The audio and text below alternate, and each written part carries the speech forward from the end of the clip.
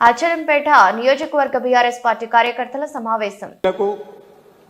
కార్యకర్తలకు, నాయకులకు, ప్రజాప్రతినిధులకు ఈ కార్యక్రమానికి నాతో పాటు వేదికపైన ఉన్నటువంటి పెద్దలందరికీ అందరూ కూడా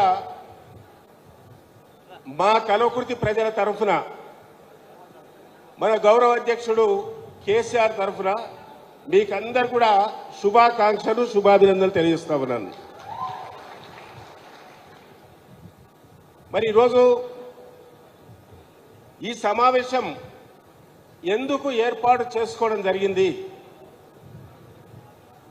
దానికి కారణం మీకంతా తెలుసు. మేమంతా రావడం కూడా పార్టీ అధ్యక్షుని ఆదేశం ప్రకారమే రావడం జరిగింది.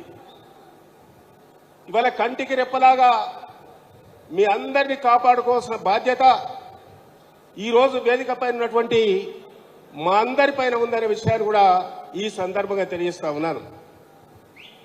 అచ్చంపేట నియోజకవర్గం మొత్తం పాలమూరు జిల్లాలో చాలా ప్రేమ ఉన్నటువంటి నియోజకవర్గం.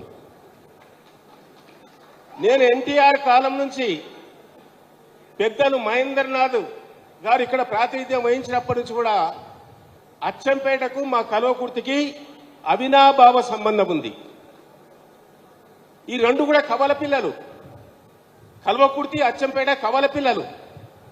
ఒక్కటే తల్లికి పుట్టినటువంటి కవల పిల్లలని ఈ సందర్భంగా తెలియజేస్తా ఉన్నాను.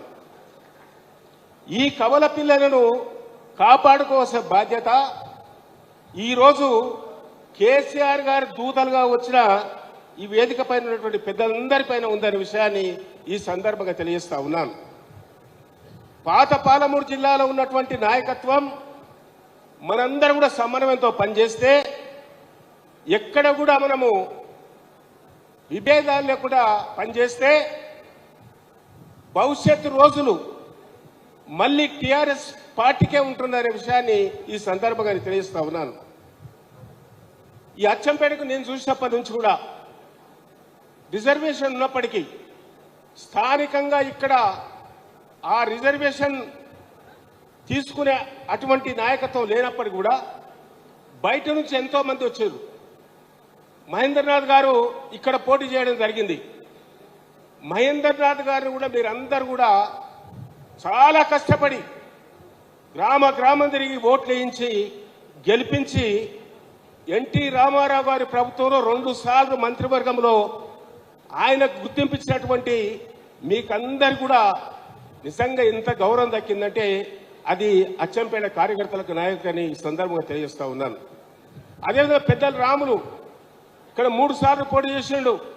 ఒకసారి మంత్రివర్గంలో ఉన్నాడు. ఆయన కూడా మా కల్వకుర్తే. కానీ అచ్చంపేట ఆదరించి, గౌరవించి, దీవించి ఓట్లేసి ఆయనను కూడా అసెంబ్లీకి పంపించడం జరిగింది, పార్లమెంట్కి పంపించడం జరిగింది, ఓసారి మంత్రిగా కూడా చేయడం జరిగింది. అదేవిధంగా బాలరాజు గారు నిజంగా చెప్పాలంటే అచ్చంపేట వాస్తవుడు కాదు. ఆయన నాగర్ కర్నూలుకు సంబంధించినటువంటి గోపాల్పేట మండలానికి సంబంధించిన నాయకుడు. టీఆర్ఎస్లో పనిచేసిండు, కేసీఆర్ నాయకత్వంలో పనిచేసిండు.